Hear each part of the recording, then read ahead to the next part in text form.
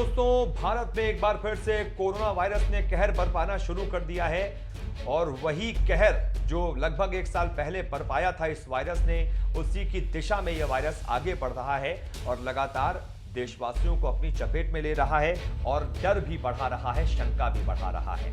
Corona संक्रमण के मामले में देश शनिवार को करीब 4 महीने पुरानी स्थिति में लौट चुका है।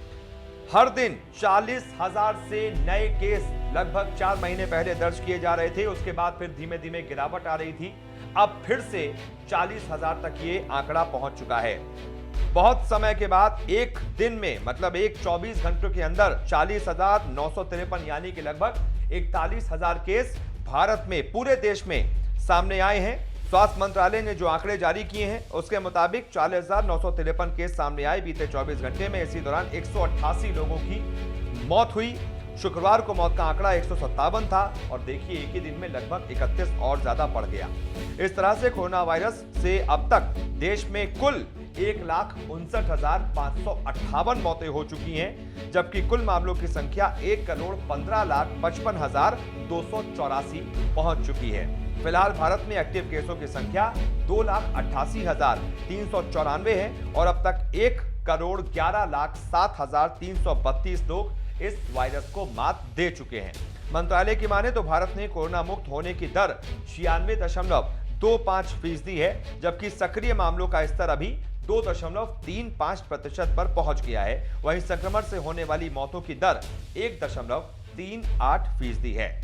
भारत में कोविड-19 के मामले 7 अगस्त को 20 लाख का आंकड़ा पार कर गए थे। इसके बाद संक्रमण के मामले 23 अगस्त को 30 लाख, 5 सितंबर को 40 लाख, 16 सितंबर को 50 लाख के पार चले गए थे।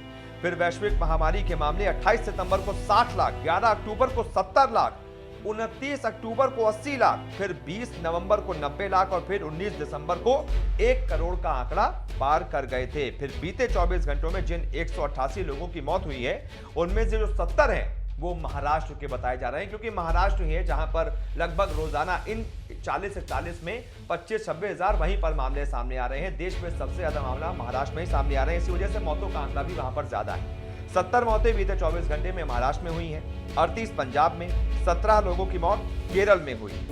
तो ये पूरा आंकड़ा है जो कि डरा रहा है और ये बता रहा है कि कोरोना वायरस की एक बार फिर से दूसरी लहर, जबरदस्त लहर पूरे देश में देखने को मिल रही है। इसलिए अपने हाथ में यही है कि हम सावधान रहें, सुरक्षित रहें। लगातार जैसे उस वक्त पे जब बहुत ज्यादा इस वायरस का कहर था, हम सावधानियां बरत रहे थे, भीड़ भाड़ वाले इलाकों में जाने से बच रहे थे, कहीं जाते भी थे तो मास्क लगाते थे, हर थोड़ी देर में हाथ सैनिटाइजर से या तो सैनिटाइजर लगाते थे या तो हाथ धोते थे, मास्क लगाकर 24 घंटे बाहर जाते थे, कहीं भी जाते थे तो मास्क लगाकर घूमते थे।